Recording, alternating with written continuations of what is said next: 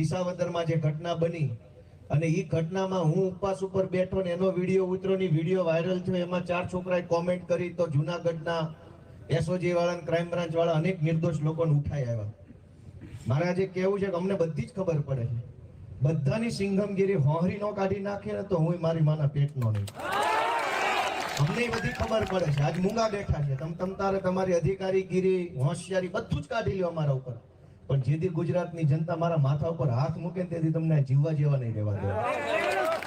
આ હું સમજો છું. ચોર લોખાઓ ખુલ્લે આમ ફરે છે, બુટલેગરો ખુલ્લે આમ ફરે છે, ભાજપના ગુંડાઓ ખુલ્લે આમ ફરે છે, અનાજ માફિયા ખુલ્લે આમ ફરે છે, રેતી કાઢનારા, અનેક ખોટું કરનારા, સરકારી ગૌચર દબાઈ દે બધા ખુલ્લે આમ ફરે છે. અને સરકારી ઓફિસોમાં બેઠેલા સિંઘમોની ઓકાત નથી કે ગુંડાઓને રોકે.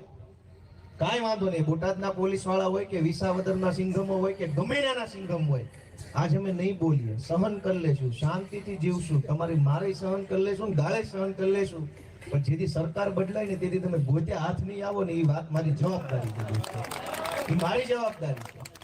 એવું ન હોય લોકશાહીમાં કોઈને ન ખબર પડતી હોય, અમને બધી ખબર પડે છે.